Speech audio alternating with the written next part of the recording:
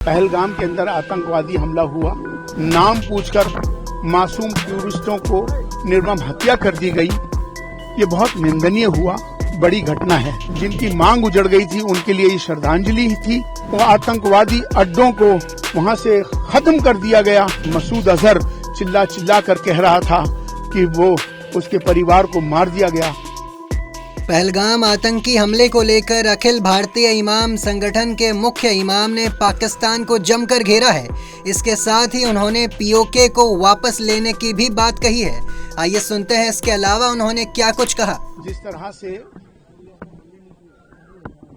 पहलगाम के अंदर आतंकवादी हमला हुआ और उस आतंकवादी हमले में जिस तरह से नाम पूछकर मासूम टूरिस्टों को निर्मम हत्या कर दी गई, ये बहुत निंदनीय हुआ, बड़ी घटना है। ये प्रहार भारत के आत्मा पर प्रहार है। जिस तरह का ये जख्म है, बड़ा जख्म है। जिस तरह से हमारे देश के प्रधानमंत्री नरेंद्र मोदी जी ने जो कहा कि उन देशों के साथ जब तक बातचीत नहीं होगी कि जब तक वो आतंकवाद को खत्म नहीं कर देते, और जिस तरह से अभी ये सारे मामला जो हुए हैं, जिस पर हमारे भारत ने, हमारी आर्मी ने, फौज ने, सेना ने जो मुकाबला किया, और उस मुकाबले के अंदर जो उन्होंने जवाब दिया ऑपरेशन सिंदूर, ये ऑपरेशन सिंदूर उन विधवाओं के लिए जिनकी मांग उजड़ गई थी, उनके लिए ये श्रद्धांजलि थी।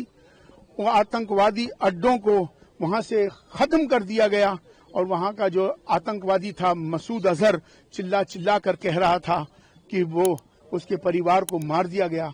तो मुझे लगता है कि अंजाम उसको पता चल गया है और बहुत सारे आतंकवादी मारे गए हैं, अड्डे नष्ट हो गए हैं, जिसका डिक्लेयर पाकिस्तान ने खुद भी कर लिया है। तो मुझे लगता है कि जो बाकी जो बचे अभी और अड्डे हैं आतंकवादी, उनको भी खत्म करने का वक्त आ चुका है। और खास तौर पर अब ये वक्त आ गया है, जो पीओके है उसे लेने का वक्त आ गया है, और भारत का वो अभिन्न अंग है पीओके, तो वापस से उसे भारत में शामिल करना चाहिए। और जिससे कि उन लोगों को ये समझ में आ जाए, पाकिस्तान को, कि जिस तरह की उन्होंने हरकतें करी हैं, जिस तरह से आतंकवाद का बढ़ावा दिया है, अब उनको उसका जवाब देने का वक्त आ गया है। बलूचिस्तान भी लगातार मांग कर रहा है। बलूचिस्तान का मसला आजादी का आज का नहीं है।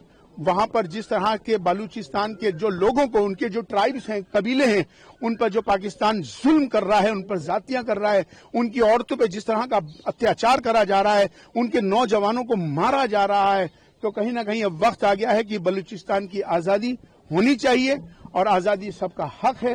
तो बलूचिस्तान आजाद हो, ये हम चाहते हैं। देश दुनिया की तमाम खबरों के लिए देखते रहें पंजाबकेसरी.com। साथ ही कमेंट सेक्शन में अपनी राय जरूर दें।